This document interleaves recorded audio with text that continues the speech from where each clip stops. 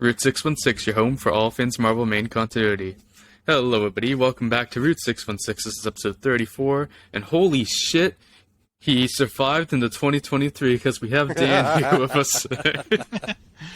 I made it another year. Well, something to that effect. Yeah. We got, of course, Dan back, and we have Bill here too. No funny intro for you. Hello, Bill here too. Why do we have Dan here again?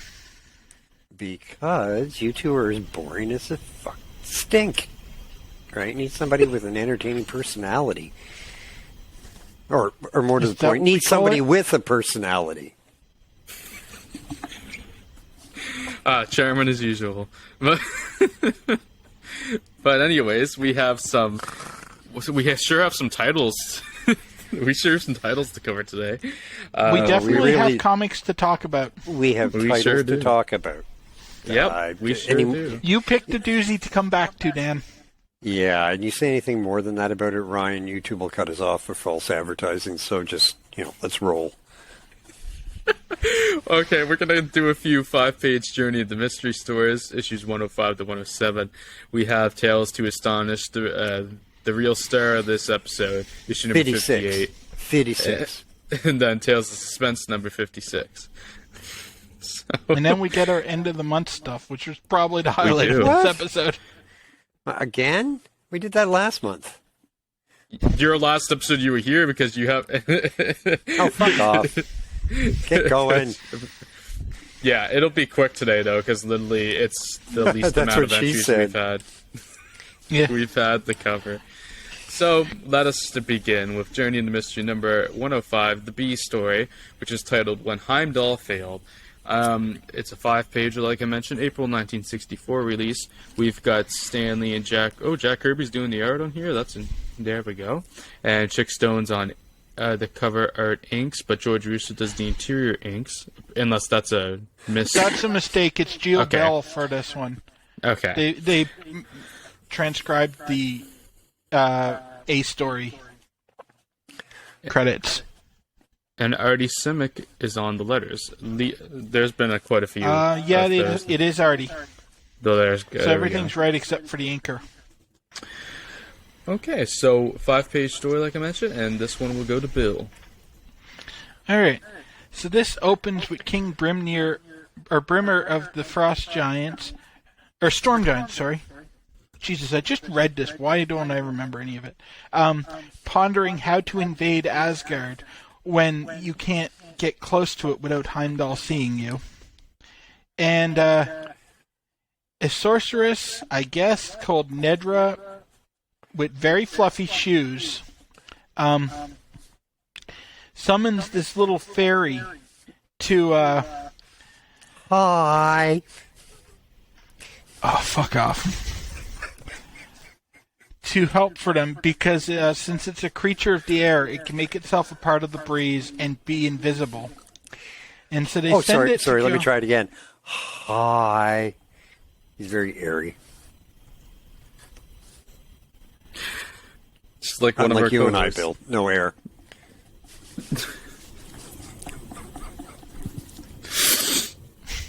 Did you miss me? Less and less.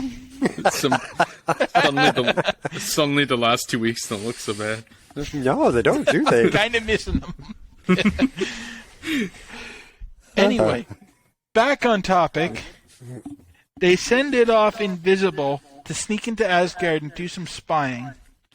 And it sneaks past Heimdall, who's guarding the Rainbow Bridge. And Heimdall gets a sense that something's there, so he starts flailing around with his sword like a perfectly safe person would. And he's like, well, I don't know what I was given that sense. I must be becoming paranoid. Maybe I should stop guarding the bridge all the time because I'm clearly not capable of it anymore. And meanwhile, this little creature goes off and spies on all sorts of Asgardian things, including getting directly into the room with Odin. And he's flying around there, and Odin's just like, aha, This must be what you sensed, and grabs it, because while he was spying in the room, Heimdall came in to share his suspicions and resign his post. And they reveal it and realize that there must be an invasion coming. So instead of being mad, Odin thanks Heimdall for going with his gut and reporting even his suspicions, so he didn't fail as the guardian of the bridge after all. And then he sends a massive invasion force to go commit genocide against the storm giants, and that's the end of the story. Nice boy, quick boy, one. that was exciting. Wasn't It was fine. I gave it like a low 3 stars. Yeah, I gave it a 3. Yeah. Yeah, Heimdall needs help. I love Heimdall, but this wasn't a Yeah, a he shining did moment. fail at his job. Let's be honest. All right, if this guy could sneak past him, he failed. End of story. Yeah. Right, so there's none of this redemption or crap going on here. Heimdall needs to be on the pogey line, getting his nickel from the government. The rest So we of should them. replace him with the executioner who can show off the things he got from Texas. Yes, from Texas. Yeah, Carl Urban would be way better. Fuck. And This his show little is in jiggly shambles. weights and everything. Fucking shake weight. I love that movie. Oh, that was so funny. Okay, so that was just the best story ever.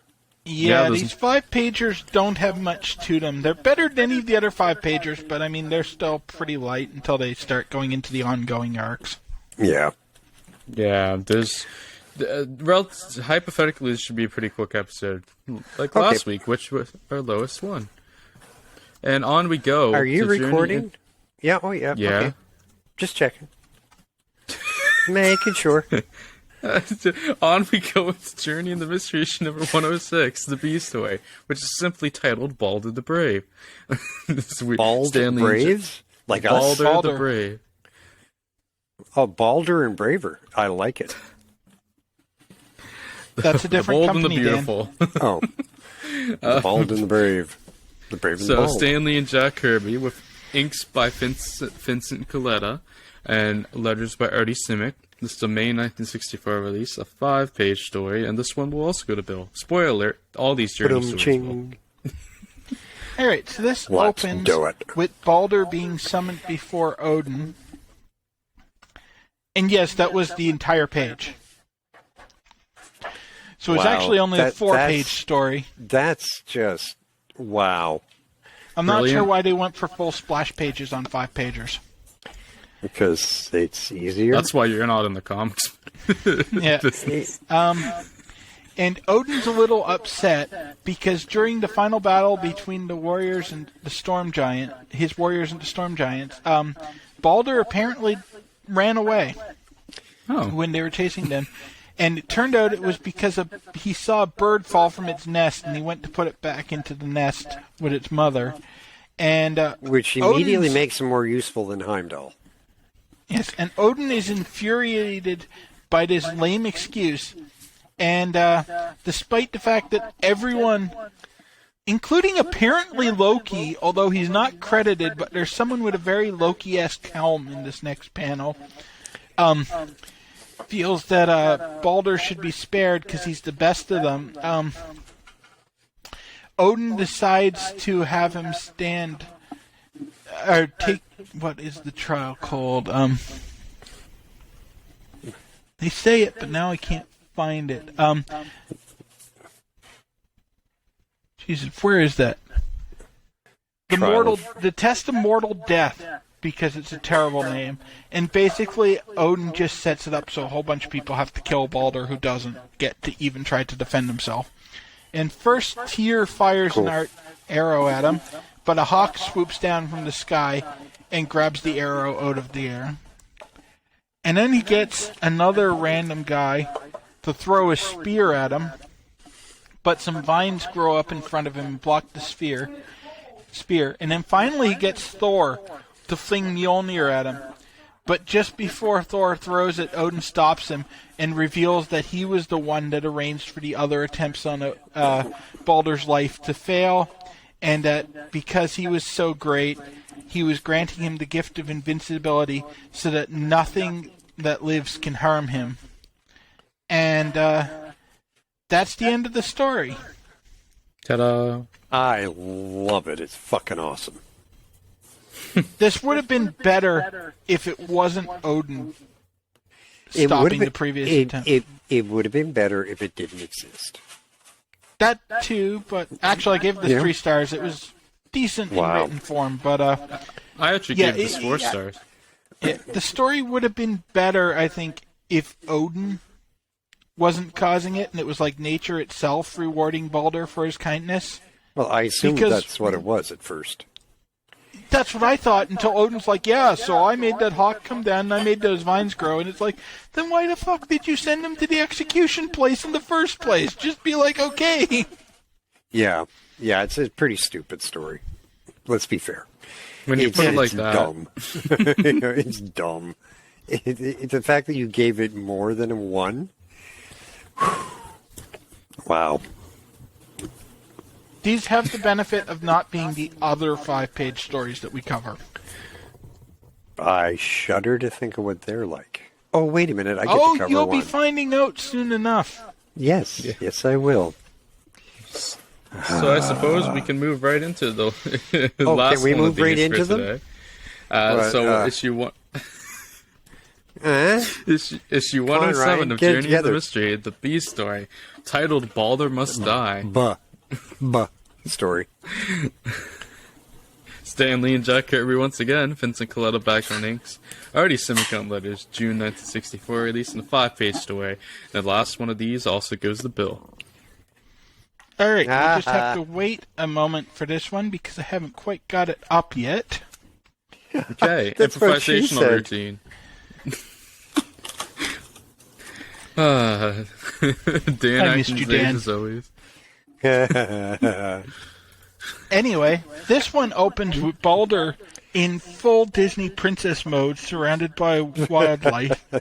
And in the background, we have Loki lurking and being pissy because Baldur is now Odin's second favorite after Thor. And so since he's failed so many times at murdering Thor, he's going to try murdering the one that's actually invincible. Makes sense. No. And so he can't harm him because, unfortunately, he had to agree to the deal to not cause any direct harm to Baldur. They don't say direct, but the only way this story makes sense is if it's only direct harm that's forbidden. Although even that kind of falls short now that I remember how the story plays out. So, since he can't do it, Loki heads off to the Norn Queen because she'll certainly know a spell that can help destroy Baldur. And so he confronts her, and he coerces her into helping him, and she reveals that Odin missed one living thing when he got every living thing to pledge to not hurt Baldur, and that was mistletoe. This is actually accurate to the myths that Baldur was immune to everything but mistletoe. But anyway, Loki goes off and he finds some mistletoe, and he gets the dwarves, or trolls, to make, in Norse mythology, those two are actually kind of interchangeable, but he gets them to make a dart, which he's going to shoot out of a blowgun and kill Baldur with. And so he takes it, and he finds Baldur practicing with another guy. And just when he goes to blow the dart, Baldur trips. And so he's nice and vulnerable, and Loki tries to blow the dart, but his blowgun catches on fire. And he's all upset about what happened, and then it's revealed that, well, the mistletoe did not agree to not harm Baldur. The Norn Queen did make that pledge, so she couldn't allow Loki to harm him. And so Baldur keeps her on about his happy life, while Loki's just stuck sulking in the shadows, plotting to someday have Baldur murdered if he can only figure out how. It's Gilligan's Island level storytelling right there. Let me tell you. Well, I mean, this It did just take is. Stan a whole Sunday afternoon to come up with. Yeah, this is like fucking Achilles and, getting hit in the heel because it was a one spot that wasn't, dunked in the water. It's like, for fuck's sakes, you're immune to all living things. Yeah, Except I mean, mistletoe. we can't blame Stan for that. No. That's actually how yes, we can. Baldur is Yes, in we the can. Eddas. Yeah, we can blame Stan for it anyway. The I one will. time he sticks true. No, I mean, this is just. I'm pretty sure by the Stupid time Baldur story. becomes a main character in like actual Thor stories, he's completely forgotten about this, and Baldur's just a guy too. Yeah. Because I definitely Wow. remember Baldur getting hurt a couple of times in the future. Wow. But yeah, this was fine. This was another 3-star. I mean, I gave it 3 as well. yeah, this is definitely, Seriously? we're in the low point of Tales of Asgard, but it's still We're in the low Fine point by of the the whole standards of the time. company's freaking issues. We've been at the low Oh no, point. that's 1956. Oh, God, I don't even want to think about that. I just don't. It's taken me close to a year to read 1956 comics because they're so plentiful and terrible. Yeah. It's almost like, listing Ryan's neuroses.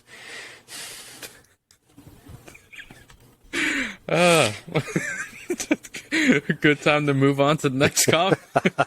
Also, Go that ahead, Never a comic, good time to move on to this comic. that comic did point out some plot holes in my plan to take out Dan eventually. I'm gonna have to get rid of the blow dart plan. But anyways, Oh, yeah, because, I'm not immune to mistletoe. Come here, bitch. on we go to. And I'm the straight one. On we go. That's true. Tales to Astonish, issue number 58. Oh God, this story is so bad. I can't wait to cover this. with It's so you guys. bad it's good. No, It's just bad. just bad. This is my Okay. This is my worst comic that I've read yet in this order. Tales to Astonish number 58, the A story, which is called "The Coming of Colossus." Not Not that Colossus. one. Don't get excited, Dan. Oh, crap. Thought we Stan found Lee getting is- into some, porn here. It's not. Oh, he loves the coming of various things. I think Stan's got some repressed urges. Sexual urges, yeah. Yeah. Well, And he for the did- record, this is also not It, the Living Colossus, which would also be better.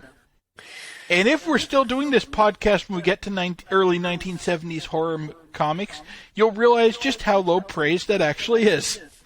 Yeah, we get to his 70s in these podcasts, it means we literally have no life. Have you met us? I hate to admit it, but I can't hide the evidence, so yeah, I have. Anyways, Stanley writes this bad boy. Dick Ayers is on art. Poor guy. Inks are done by Paul Reinman. Covers done by Jack Kirby and Saul Bradsky. Artie Simic's on letters. This is a May 1964 release. Believe it or not, this is a 16-page story. And I am going to have the pleasure of covering this one. And by pleasure, I mean I'm dying internally. So, Dying here! while Janet Van Dyne is getting exasperated with being unable to convince Henry Pym to go on another trip, Henry is busy devising a way to grow without the use of size-changing capsules.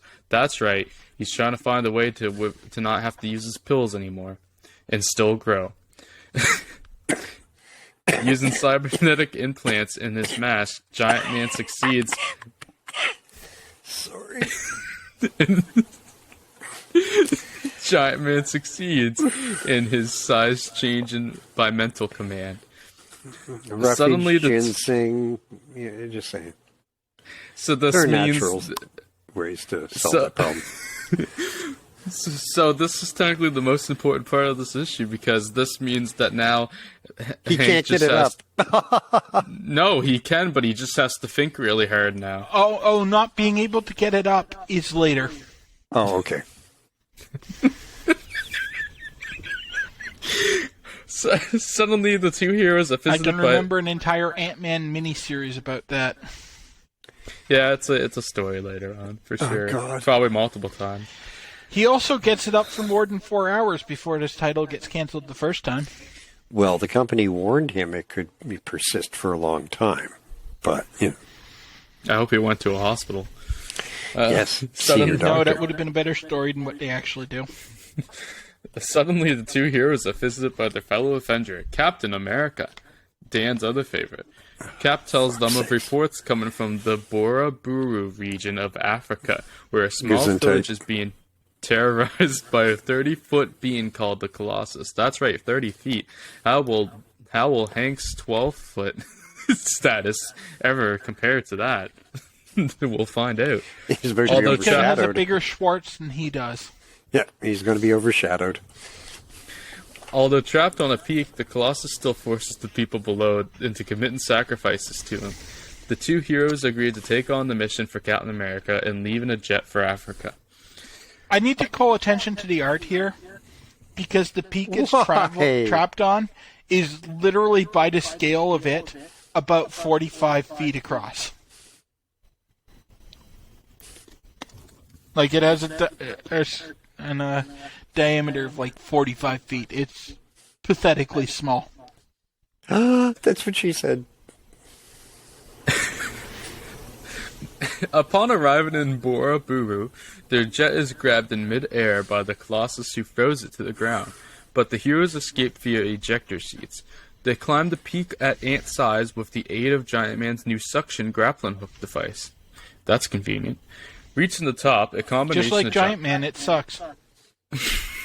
Reaching the top, a combination of Giant Man's quick size changes and wasp stings catch the Colossus off guard.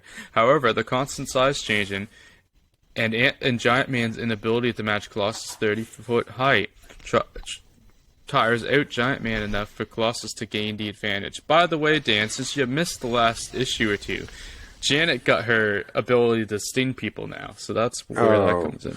Oh, boy, She oh, got boy, that oh, in the boy. last awful issue. Darn, I can't believe I missed that. I know. During the battle, Giant Man notices a strange object that looks like a spaceship on the peak and devises a plan. However, his plan backfires and he grows too much in too quick of a span, causing him to get dizzy and lose his And power. uncomfortable. My suit doesn't fit right. Well, I mean, all the blood's flowing away from his brain. Yeah. That's Janet's fault. Because when she grew, her cup size increased, so he got confused.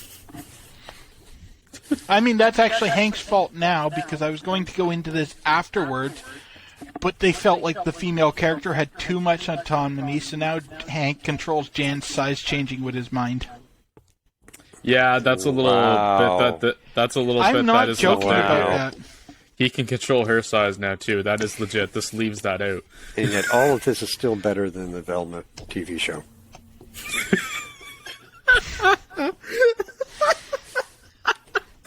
Wow, if that isn't relevant. The This'll Colossus. date this issue. It'll be relevant for about 3 weeks before that show Yeah. gets canceled and yanked off No, Amazon. well, it got Oh, renewed no, they for renewed season it 2 for already. another season. Somehow. How? Somehow. People aren't even hate watching it. Because they have no idea. They don't know and they don't care.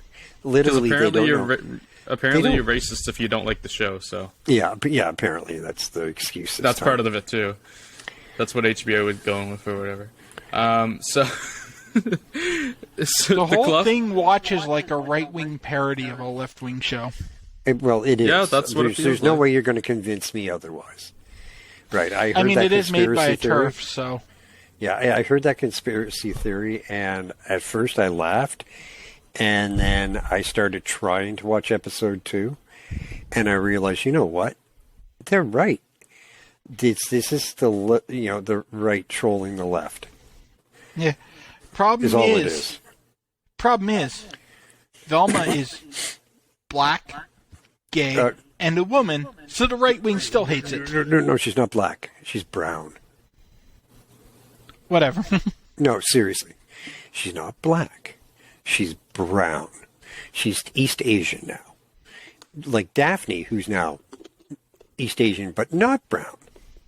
Daphne is slightly yellow because she's now Is she being made by No, she's a half Asian drug the dealer. 1950s and 60s Marvel when they color Asian people yellow instead of in normal skin tone like actual Asian people? Yeah. It's like okay. Shaggy's a simp. Fred's a dumbass white guy. Fred's the punching bag because he's the straight white guy. Straight white guy. Daphne's Just like Dan on this Asian podcast. orphan drug dealer. And Velma's a neurotic. Velma's Mindy Kaling. Yeah, literally. Yeah, she's a self-insert. Mindy I know Kaling. that. But literally with all the personal faults and disgusting attributes that Mindy Kaling also has. Yeah, but this still isn't going to appeal to the right wing because we're talking about a group of people that hated the new Gina Carano movie because it was too woke, despite the fact that it was made by the fucking Daily Wire. Yeah, I know. And it was too woke because Gina Carano did stuff, and you can't have a woman doing stuff that's not being barefoot and pregnant in the kitchen. And no, I'm not joking about that. Yeah, but is there anybody out there brave enough to try and get Gina Carano pregnant? Seriously. Anyway, stay Not if I tuned have to for listen to her talk about politics. I just want to close off with that movie grossed, not netted, grossed $804. Wow. And it had a full theatrical release. Oh, boy. Nice. Yeah. I guess back to the shitty comic. I mean, Yeah, we could finish this do off. Get this over with. we could do a bonus episode on Thelma if you want, but I think we're gonna have to. Just no. Comparing it to friggin' Harley Quinn. Come on. Seriously. Or even just Mystery Inc. The good adult Scooby-Doo. No, we're not dragging something that good into a cesspool. Like I You know wanted to drag Harley Quinn in there. Yeah, you dragged Harley Quinn, into it's a different thing because apparently Velma is attempting to replicate what Harley Quinn has accomplished. That's what they said. They It's compared wanted to by the to- network Have and they everything. watched Harley Quinn? Well, no, obviously not. Did Mindy Kaling understand anything related to that show? No, Mindy Kaling probably doesn't even know what Harley Quinn is. Well, she took the gay part. No, but that's just Mindy She Kaling. got that being from Mindy actually Kaling. Scooby-Doo, too, though, because Velma Yes. was canonically gay by the end of it. Yeah, Oh yeah. but And it was strongly hinted far earlier than that. Yes, Definitely. many times. Anyway, finish it off, Ryan. Stop stalling. Oh yeah, my fault. Just like everything else, the Colossus prepares to throw Hank off the peak, and the boss finally reveals her true feelings to Hank, afraid that it may be his end. Hank, however, As knows opposed that... to the, last 10 comics where she revealed those true feelings. Exactly. Hank, however, knows that the battle isn't over, and has the Wasp blast Colossus with a full Wasp sting as he's throwing a punch. Then, while the bewildered and already confused Colossus watches, Giant Man shrinks down so fast that Colossus thinks the hero disappeared. This is the last paragraph, believe it or not. Fearing that the planet he's been ordered to watch might be bewitched, Colossus flees into space with the alien defeated. That's right, Colossus is an alien. The heroes return home, and the people of Bora Buru construct a statue on the peak in honor of the heroes. Janet confronts Hank about what she had told him before he was about to get thrown off the peak. Hank quickly and nervously tells her to forget it, that people save things in times of peril. Meanwhile, as the two of them return home, Janet angrily muses to herself that she was trying to tell him that she meant it, and wonders if she'll ever be able to tell him how she feels. Oh, God, let's hope not. This was the drizzling shits, gave it 1 star. Yeah, this is an absolute 'Cause I one-star had to. comic. It's terrible. It's so bad.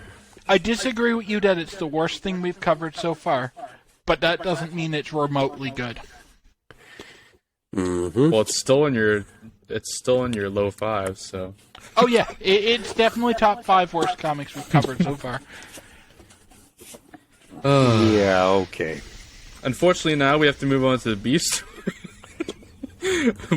which is called The Magician and the Maiden. The B story is slightly better.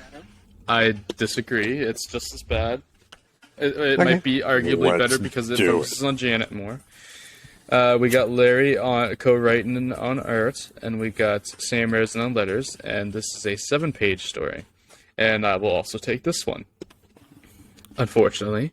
Okay, this one's pretty You brief. control this podcast. You did this to yourself. Yeah. I don't know what you're talking about. One day, the Wasp was looking at a series of pictures of her and Giant Man's many foes, which hang on the wall of their headquarters. Hearing that the magician has escaped, she takes down his picture. She soon hears a radio report about a local clothing store that is selling Wasp-inspired clothing. This definitely isn't a trap. Meanwhile, Henry Pym, out on other business, hears the news and sends a message to the Wasp to stay home until the magician is caught, because leave it to the man here. Getting the message, the Wasp disregards it to check out the clothing display. Arriving at the store, she is attacked by the magician, who attempts to capture her. This is already the last paragraph. The Wasp makes short work of him, using quick thinking and the store's many toys to take down the crook, who is promptly arrested.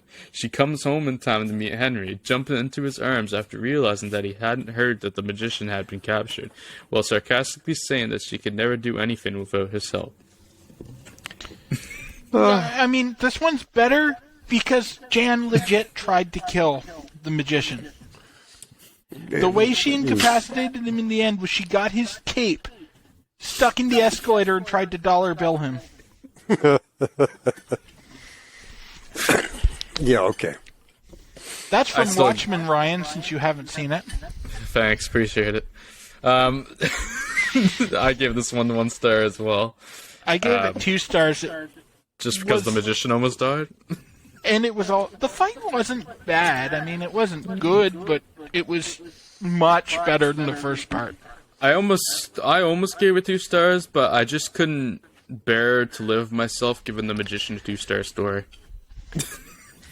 I mean, it was better than the Colossus. Yeah. Yeah. This story No. made coherent sense all the way through it. Yes.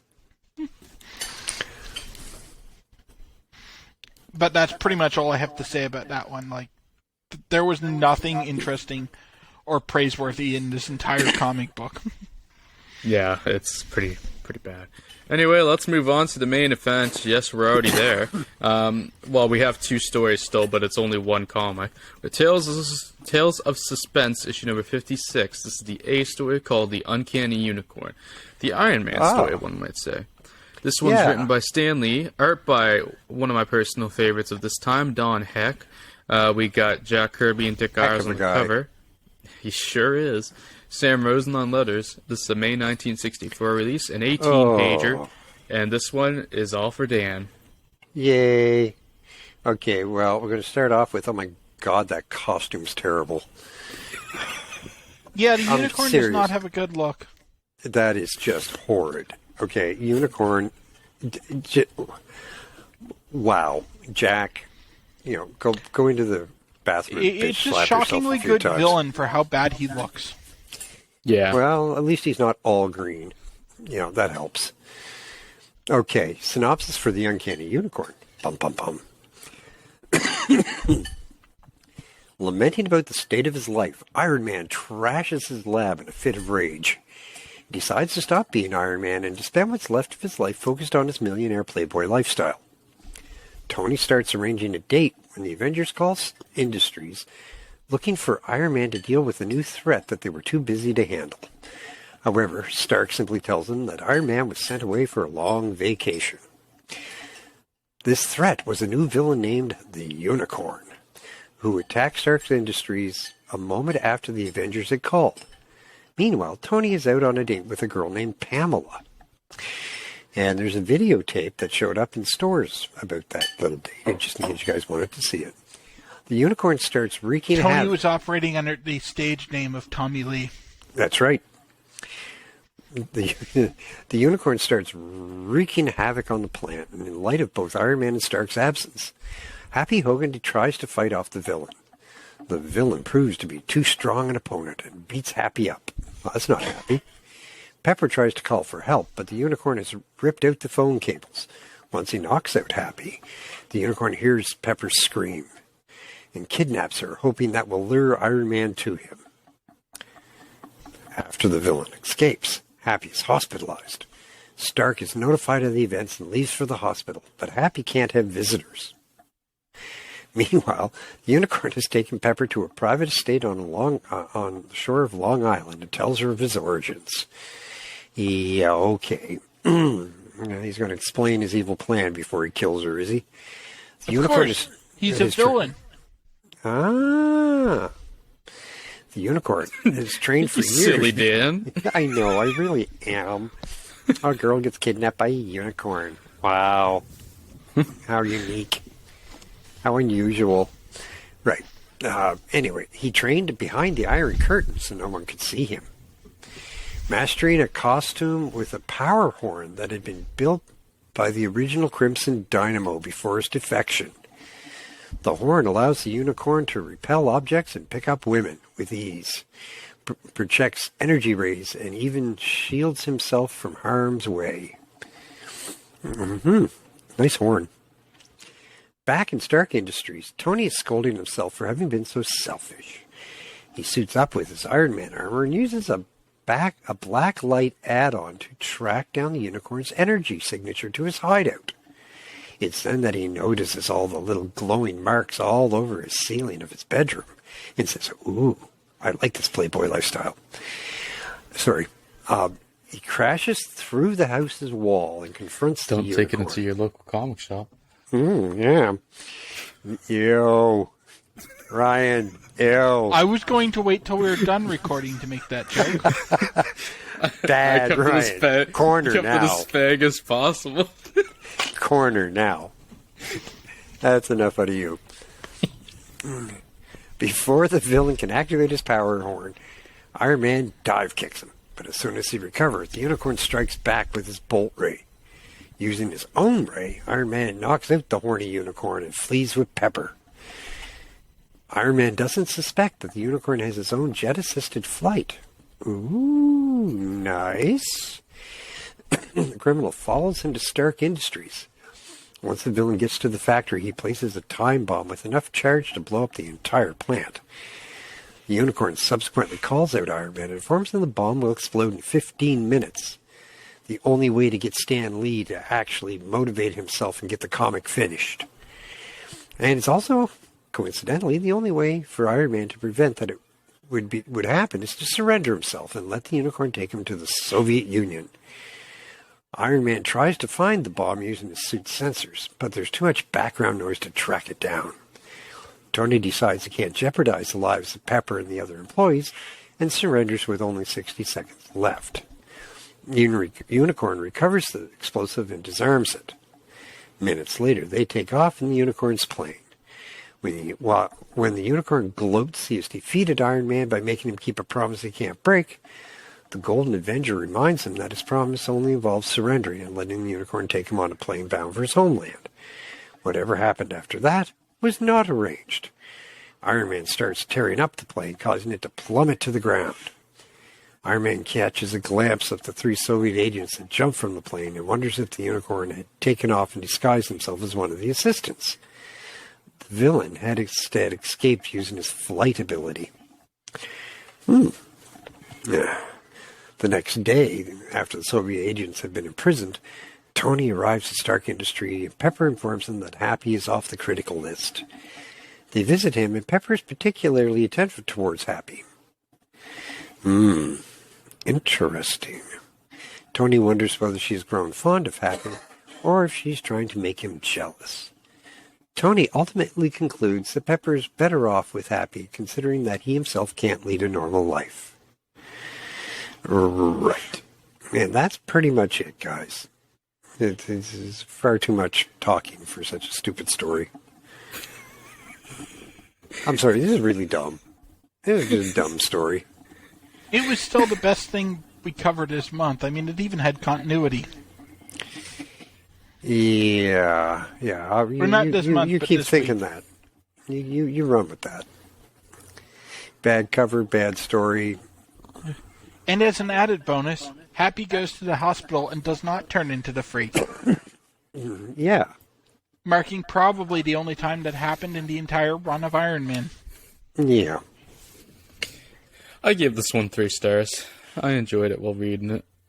Yeah, same here. It's better than it sounds in the transcript, although Tony's bitch fit at the start was really annoying. Yeah, the first little bit isn't that good, but it gets decent. That's it. Pretty much. Let's blame it all on Tony. It Moving wasn't on that to good, the guys. You guys are such fanboys. No.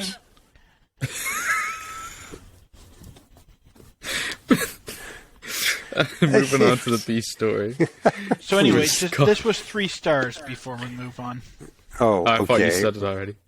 I'll give I it don't a think 2. I did actually say a rating. No. But I'm going to give it a 2, and that's me being incredibly generous. Okay. Well, moving on to the B story. Okay. Now we're going to go to the Watcher's Sacrifice. This is the final story for today. We got Larry on co-writing and art again. Yeah, and we Curly got and Moe. supposedly George Russo's in inks, but I won't believe it till I see it. It's probable because it wasn't George Russo's on the Ace story.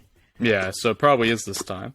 Artie Simic on letters, and this is a 5-page story, and Dan's going to finish us off. Oh, he's really going to finish this off. Don't you worry. Okay, the synopsis for The Watcher's Sacrifice. It's a story that they put in the comic, and it sucked. We're done. Okay, can we end the podcast now, please? What, you want more? You have to Christ. actually read the synopsis, Dan. You can't just cut to the summary portion. A little more would be nice, but A little more would be We nice. need to fill air here. Oh, okay. not too much, Zoe. No. I mean, we could sit here and talk about Ryan's penchant for self-abuse. Well, You know. that would take us too long.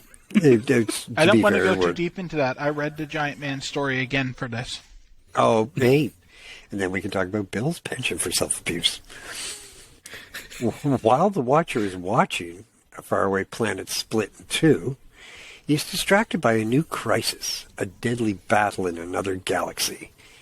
He observes the battle and notes the bravery and beauty of that location's queen, Kath Lee. He instantly falls in love. What the fuck? Oh, it's this one. Seriously? I remember this one now. Seriously? Okay. You I'm guys glad I added didn't this look in. that hard for this one this time. You guys snuck this in when I wasn't paying attention, didn't you? He instantly falls in love. As she's about to be killed, he appears, and while he doesn't act, his mere appearance frightens away the opposing soldiers, and thus he's able to save the queen without breaking his vow never to interfere, by interfering. The fuck is this He's shit? not good at his job. So it would seem. The queen feels the same way about the Watcher as he feels about her. Like, who's that creepy guy who keeps stalking She has me? a thing for big heads. Most women do. But the Watcher is not allowed to partake in normal relationships. So he says some very hurtful things to the queen in order to make her hate him, reasoning that it would be better for her to feel hatred rather than to feel the unrequited love which he will feel forever. Ironically, the Human Torch is at that moment flipping through an old FF scrapbook and thinking that the Watcher must have it made. Yeah, 1 star. Fuck this story. Best I story gave I've it ever 2. read. I can't believe this was in a Marvel comic. This is just incredible. Oh, I could How feel did the you give love, this the to, Ryan? tension. I don't know. This was It's just so bad. it's a slight average. It's dumb. That's because there's It some is people dumb. that rate everything 5. 2-star can still. It just means that I didn't hate it pretty much, but it was still bad. Still wasn't that good. You need help. Tell me about it. Spending a Friday afternoon with you two. Yeah, I just had a Talking point. about these comics. All right, this is what we're doing on a Friday afternoon, people. Just so you know. I'm still just wondering from the Ace story, like, does the unicorn, is he able to just think to make his horn grow or shrink? Does he have to take pills for it? Well, Giant Man made the upgrade this series, so we know the answer. Yeah. All Okay. right, so Let's that's get to the our comics for least the week. painful part of the podcast. Well, I think our poll list is really just we're keeping stuff the same. So is that you keeping yours the same, Bill? Yeah. Okay, No then changes. that's that. There's no changes. So poll list is done. So we just have to do the best and worst of the month, which should be also pretty quick because we only had 3 weeks worth of stuff. Yeah. All right. And Dan only has one. Yeah. It sucked. All right, so just running down what we have for this week's episode. We start with Fantastic Four 27, where Submariner gets rapier than usual. Strange Tales 122, with the return of the Terrible Trio, and then Doctor Strange taking a nap. Daredevil number 2, where he just straight up steals one of Spider-Man's villains with Electro. Fantastic Four 28, where they fight the X-Men. Amazing Spider-Man 14, debut of the Green Goblin. X-Men number 6, Submariner joins the evil mutants, and it's exactly what you'd expect. Tales to Astonish 57, where they try to make Spider-Man give the rub to Giant Man, and it doesn't work. That's And why he then, needs the pills. Jan pretends to be Sue Storm. Journey into Mystery 105 with the Cobra and Mr. Hyde. A story. Journey into Mystery 106. A story. Second part of Cobra and Hyde. Journey into Mystery 107 with the Grey Gargoyle. And then today's stuff. Yeah, pretty small selection. We start off with our worst first, right? So, Yeah. Dan, since you have so many to choose from, what was your worst? Oh, of the month? boy. So many to choose from. Oh, oddly enough, I'm going to go with The Watcher's Sacrifice for being the worst because that was the stupidest thing I've read yet. I can sorry. respect that choice. Fair That enough. has got to be the dumbest thing I've ever read. It completely goes against everything about The Watcher in the first place. And then they torture the logic to justify it. It's crap. Even more than other stories, it proves that Stan doesn't understand how non-interference works. He also doesn't understand how to write a story. I'm not going to interfere by interfering. Fucking stupid. Classic. I'm also going with one from today, which is the A story of Tales to Astonish issue 58. Fuck that. Okay. Quite simply, I'm never reading that story again. Yeah. And I also have Tales to Astonish 58A story because that story was terrible. I disagree with Ryan that it was the worst thing we covered up to that point, but it was the worst thing we covered this month. On to our best. At Again, least you the have- Watcher's Sacrifice was only 5 pages long, so it was less of my sacrifice. That's true. Yeah. Now on to our best of the month, and Dan has so many options, so we'll go to him again first. Yeah, my options are so limited on this. I want to take a pass. If I That's you allow- actually fair where you've only had 1 week. And it yeah, was a really I've had bad 1 week, and everything that we've covered this week is shite. To be quite honest, to everybody watching, which is nobody, Yeah. Especially for this episode.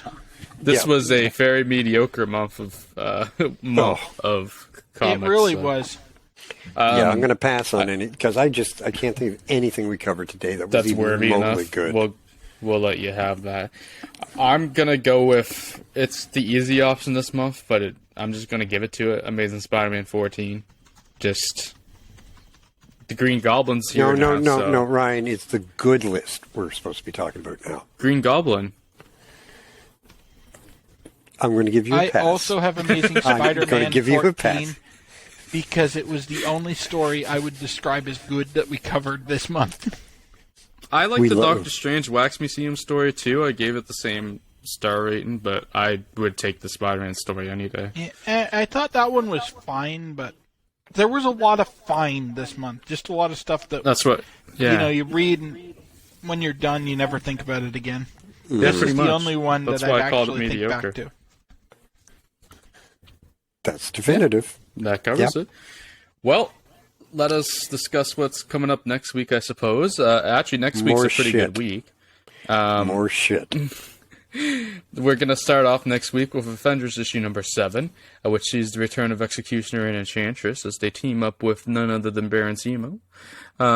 We have Baron Zemo. That's not what I thought you said. I don't know what you thought I said. Strange Tales do I. issue number Strange Tales Baron number Seaman. 123. Oh, That's what I heard. I swear to God, that's what I heard. you got some fins on your mind, yeah. His pot Pete isn't in this episode. Yeah. Oh, So, nicely done.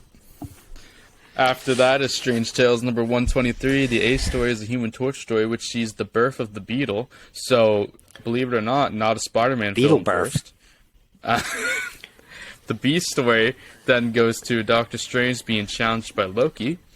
Then we go into Fantastic Four number 29 with a story that takes place on Yancey Street.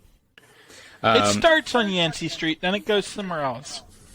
Yeah, it does. It sure does. Then issue 15 of Amazing Spider-Man sees the debut of Kraven the Hunter, everybody's favorite social activist, according to Sony. Then we have Daredevil issue number 3, which sees the debut of another classic villain, the Owl. Ooh, goody. So Yes, stay tuned, people. It's going to get exciting. it actually is a pretty decent week, believe it or not. Yeah, there's nothing I didn't at least somewhat enjoyed next week. There's nothing Yeah. that didn't make us want to vomit. It's also the last That was week I this week. planned out because I haven't read past that Daredevil issue, so we're gonna be finally caught up to where I am, unless something changes. So yippee-ki-yay! Hey. On that note, if you are watching us on YouTube, please would like, subscribe, comment, even share if you would like to. We are also available on Google Podcasts, Apple Podcasts, and Spotify, which make sure you click that poll and tell us why the Watcher story was your favorite. So, You bitch. well, the You Giant know Man how one the was too internet easy. works, Dan. You can guarantee Yeah. if people watched Yeah. this, they would be voting for that just because they know we hated it. Yeah, probably. Between that and Giant Man. Anyway, guys, we will see you all in the next episode, and peace out. Have a good one. Bye-bye.